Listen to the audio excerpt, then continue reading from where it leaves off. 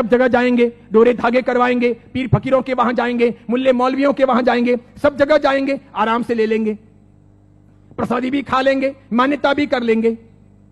शिरडी के साईं बाबा को बहुत लोग मानते हो, जिनके इतिहास को 100 साल अभी पूरे हुए ईस्वी सन 2018 में। ईस्वी सन 1918 में इन्होंने शिरडी में समाधि ली थी, ऐसा कहा जाता है। 100 साल इनकी समाधि को पूरे हुए। कई लोग इनको भगवान मानते हैं, कई लोग इनको चमत्कारिक देव मानते हैं, कई लोग इनको महापुरुष मानते हैं, वहां जाते हैं और मत्था टेकते हैं। जरा सुनिए ये कौन थे। मेरा दावा है, हिंदू हो या जैन हो, जो इनको मानते हैं, उन 100 में से 99 लोगों को भी यह पता नहीं है कि ये कौन थे। 99 लोगों को भी यह पता नहीं है कि ये कौन थे, कौन है, इन्हें क्यों लाया गया, ये 99 को पता नहीं। बेवकूफी की पराकाष्ठा देखो, जब पता नहीं और मानते हैं, पता नहीं और स्वीकार करते हैं, पता नहीं और पूछते हैं। बहरुद्दीन पिंडारी नाम का एक व्यक्ति था, ये अफगान से यहां आया था, ये पिंडारी जाति का था। ये मैं तब की बात कर रहा हूं जब औरंगजेब का खात्मा हो चुका था और मुगल साम्राज्य समाप्ति की ओर आगे बढ़ रहा था। धीरे धीरे मराठाओं ने अपना वर्चस्व जमा लिया था और वे हिंदू साम्राज्य की स्थापना के लिए बहुत मजबूती के साथ में आगे बढ़ चले थे। भारत के अंदर, भारतवर्ष के अंदर, अखंड हिंदुस्तान में जोरदार हिंदुत्व साम्राज्य का, हिंदू साम्राज्य का विस्तार होने जा रहा था। ये मैं तब की बात करता हूं। ये पिंडारी लोग लुटेरे हुआ करते थे। ये पूरी अफगान की जाति लूटने फाटने के लिए यहां पर आई थी। मुगलों के काल के अंदर इसने अच्छी खासी मात्रा में जगह जगह लूटपाट की थी। हिंदुओं को टारगेट बनाना, उन्हें लूटना, उनके पैसों को छीनना, उनकी बहन बेटियों को छेड़ना और पसंद आ जाए तो उनकी बहन बेटियों को उठा लेना, ऐसे इनके कर्तव्य हुआ करते थे। 1838 में इस बहरुद्दीन का माफ कीजिएगा, 1838 में इस बहरुद्दीन का जन्म हुआ और यह आगे बढ़ा। उसके बाद में एक फिल्म आई, वो हिंदी फिल्म थी। उस फिल्म को जगह जगह पर दिखाया गया षड्यंत्र के आधार पर। फिल्म में यह बताया गया, औरंगजेब के मरने के बाद पहली बार जब बोलने वाली फिल्में आई, पहली बार जब फिल्म आगे बढ़ी, वो ब्लैक एंड व्हाइट मूवी, जब फिल्मों का जमाना आया, तब यह बताया गया कि ये बहरुद्दीन पिंडारी तो बहुत अच्छा आदमी और ये पिंडारी जाति के लोग तो देशभक्त हैं, देशद्रोही नहीं, ऐसा बताया गया। बावजूद इसके इस बहरुद्दीन ने जगह जगह डकैतियां करना, लूटना फाटना जारी रखा। बड़ी मात्रा में लोगों को तहस नहस करता रहा। इसने अपनी जिंदगी में कई सारी हिंदू महिलाओं के, कन्याओं के बलात्कार किए, कितना ही सारा नुकसान पहुंचाया। अंततः जब धीरे धीरे मराठा साम्राज्यों के सामने, उधर झांसी की रानी, झांसी के अंदर लक्ष्मीबाई लोहा ले रही थी, उस वक्त अंग्रेजों का आगमन हुआ। अंग्रेजों को यह बहरुद्दीन बहुत नागवार गुजरा। इन्होंने जैसे तैसे करके इस बहरुद्दीन को भगाने के लिए, पकड़ने के लिए खूब कोशिशें की। यह बहरुद्दीन बेस बदल करके भागता हुआ अहमदनगर आया, जिसे नगर कहा जाता है, महाराष्ट्र का बहुत बड़ा एक शहर है। अहमदनगर आया और सुनिए, इतिहास ये कहता है कि यह बहरुद्दीन पिंडारी अहमदनगर के अंदर एक वेश्या के घर रहा।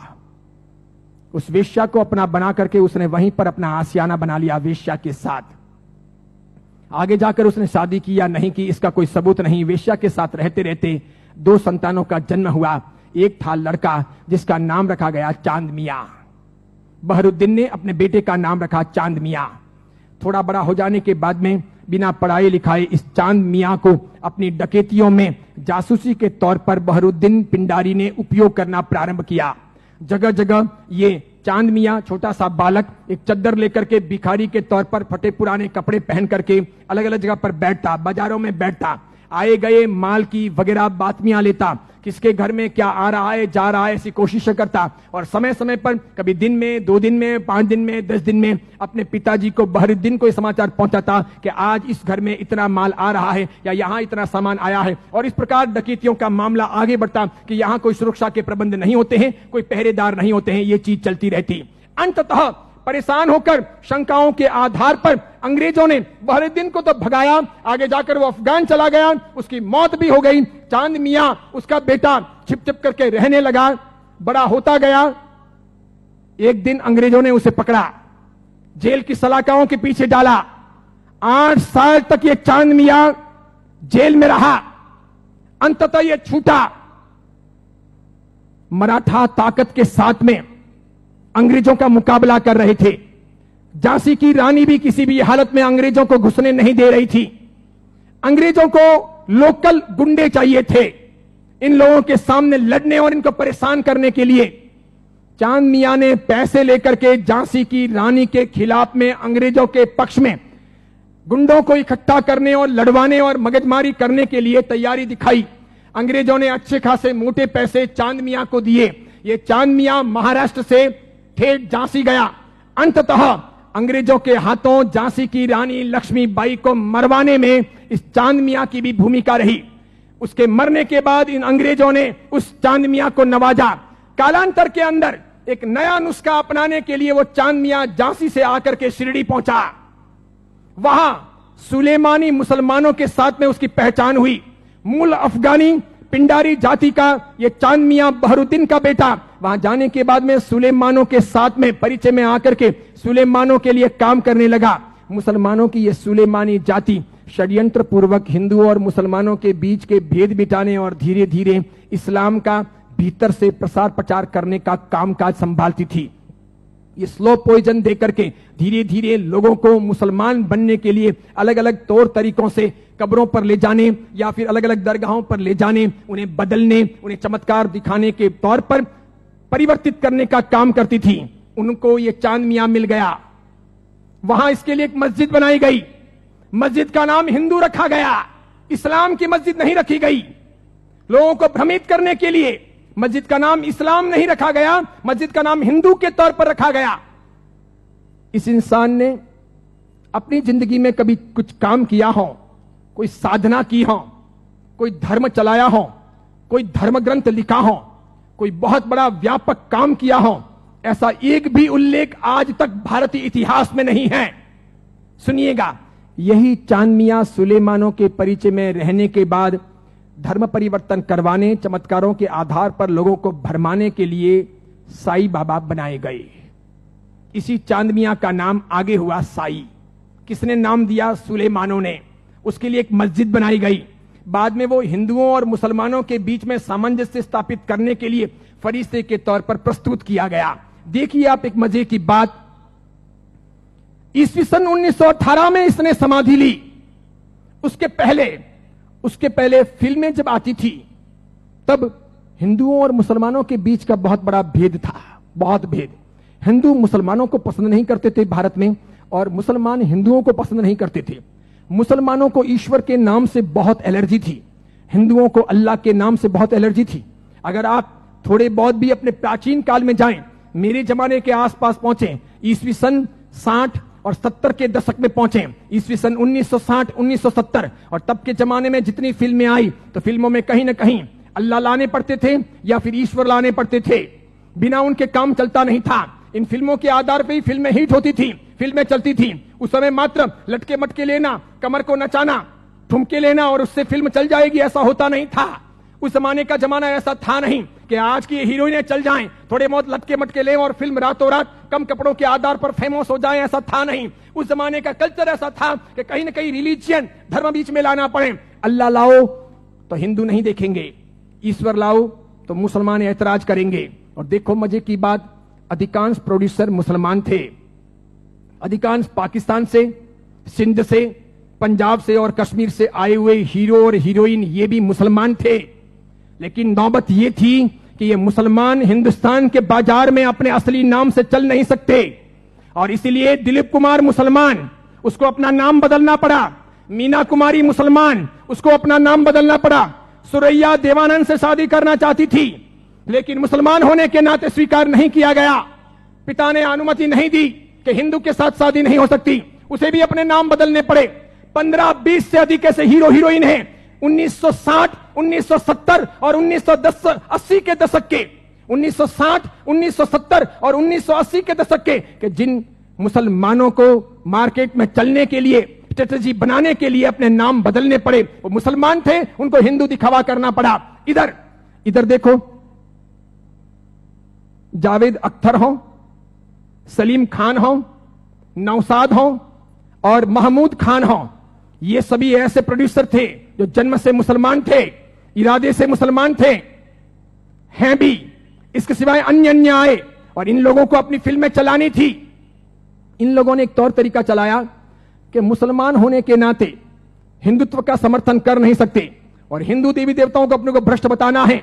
क्योंकि आप पुरानी फिल्में देखिए और आज की फिल्में देखिए, किसी भी अल्लाह को कभी गाली नहीं दी जाती, किसी मस्जिद के ऊपर सवाल नहीं किए जाते, कभी कुरान के बारे में कुछ बोला नहीं जाता। लेकिन हिंदू देवी देवताओं की फिल्मों में मजाक होगी।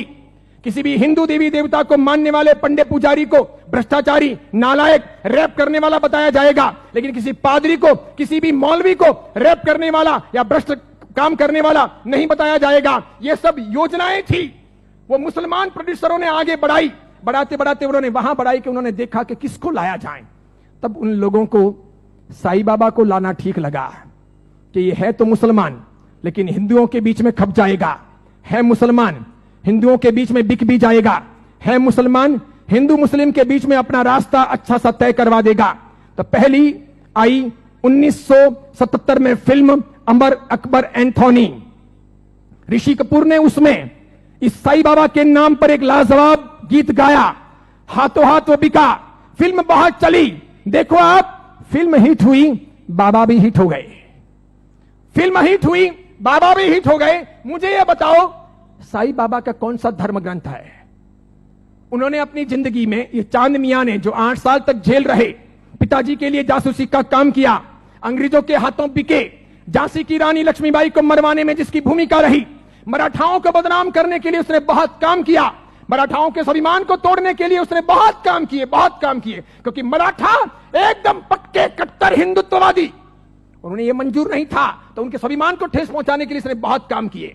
और उस आदमी को रातों रात साईं बाबा बना दिया गया, महिमा मंडित कर दिया गया। कैसी जोरदार ये सेल्स पॉलिसी थी। हाथों हाथ बाजार में बिके। कैसे बिके कि जब पहली बार 1918 में इन्होंने समाधि ली, तो 1918, 1919, 1920, 1921, 1922 का ऑडिट देखिए तो इनके शिरडी के साईं बाबा मंदिर का ऑडिट का आमदनी का स्रोत है 1800 रुपए, 2000 रुपए, 2500 रुपए, आखिर में है 3200 रुपए। 1918 से 1925 के बीच में 3200 रुपए की आमदनी वाले ये बाबा क्या हिट हुए, और पागलों की तरह हिंदुओं ने और जैनों ने कितना उनको हिट किया, कितने वो वहां गए, कितने मत्थे टेके और कितना पैसा बर्बाद किया कि आज शिरडी के साईं बाबा के मंदिर की वार्षिक आमदनी है 371 करोड़, 371 करोड़। वहां मुसलमान जाने वाले 5% भी नहीं, वहां जाने वाले मुसलमान 5% भी नहीं, और जाने वाले हिंदू और जैन 95%, पैसे खर्च करने वाले अधिकांश 95%। मुझे बताइए, हिंदू धर्म के कौन से ग्रंथ में इनके बारे में क्या लिखा है?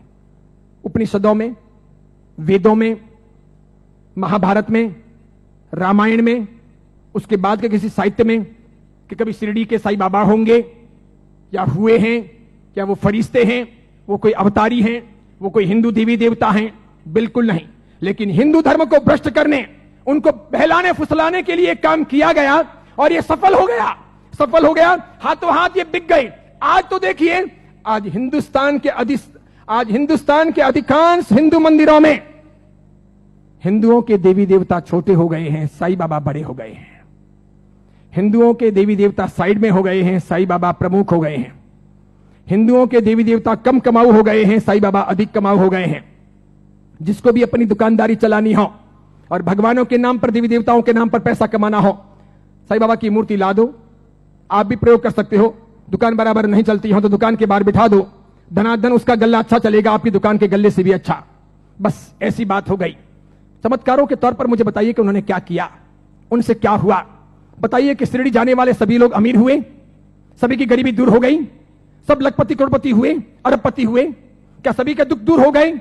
जो वहां गए और हर साल जाते हैं, क्या वो बीमार नहीं पड़ते? क्या उनके घर में बाल बच्चे बराबर पैदा होते हैं, वे वांझिए नहीं रहते? क्या उनके वहां पर किसी का एक्सीडेंट नहीं होता, दुर्घटना नहीं होती? क्या शिरडी जाते हैं और मानते हैं उनके सब ख्वाब पूरे होते हैं? बताइए मुझे। और दूसरी बात, एक जैन परंपरा में जन्म लेकर, अरिहंत को मानकर, सुदेव सुगुरु सुधर्म के आधार पर चलकर आपको कौन सा दुख हुआ? कौन सी भीख मांगनी पड़ी? कौन सी तकलीफें हुई? अरे मजारों पर जाकर अगर बीमारियां दूर हो सकती थी, कब्रिस्तानों पर जाकर अगर बीमारियों से हम मुक्त हो सकते थे, या शिरडी के साईं बाबा के वहां पर मत्था टेक करके हम अपने रोगों से मुक्त हो सकते थे, तो फिर बड़े बड़े अस्पतालों के निर्माण की आवश्यकता क्या थी? बीमारियां जब मजारों पर और शिरडी के साईं बाबा के वहीं पर दूर हो जाएगी, तो फिर अस्पतालों की जरूरत क्या है? कितनी बड़ी मात्रा में हिंदुओं का शोषण हो रहा है। देखना आप, आने वाले कुछ समय के बाद हिंदू धर्म दो भागों में बंट रहा है। आज मैं उद्घोषणा कर रहा हूं, यह बहुत बड़ी भविष्यवाणी है। इन दोनों के बीच में गहरा संघर्ष चलेगा और इन दोनों के बंटवारे में, इन दोनों की लड़ाइयों में दूसरे धर्म के लोग हावी हो जाएंगे। वे अपना रास्ता तय कर लेंगे और इस प्रकार उनका षड्यंत्र सफल हो जाएगा। आगे जाकर के अब दो प्रकार के हिंदू आपको देखने को मिलेंगे। हिंदू धर्म दो भागों में बंटेगा, एक साई भक्त हिंदू, दूसरे सनातनी हिंदू। दो प्रकार के हिंदू आपको देखने को मिलेंगे। एक वे जो साईं बाबा को मानते हैं, दूसरे वे जो साईं बाबा को नहीं मानते हैं। कई सारे हिंदू पंडित पुजारी हैं, कई सारे हिंदू संत महात्मा हैं, उनको भी अक्ल नहीं है। वे भी शिरडी के साईं बाबा के वहां पर जाते हैं और उनको मानते हैं और उनके मंदिर बनाते हैं और उनकी पूजा करते हैं। उनको पता नहीं कि राम का इतिहास है, कृष्ण का इतिहास है, बजरंग बली का इतिहास है, महाभारत का इतिहास है, रामायण का इतिहास है, देवी देवताओं का इतिहास है। इनका कोई इतिहास नहीं। ये हिंदू नहीं, ये साधक नहीं।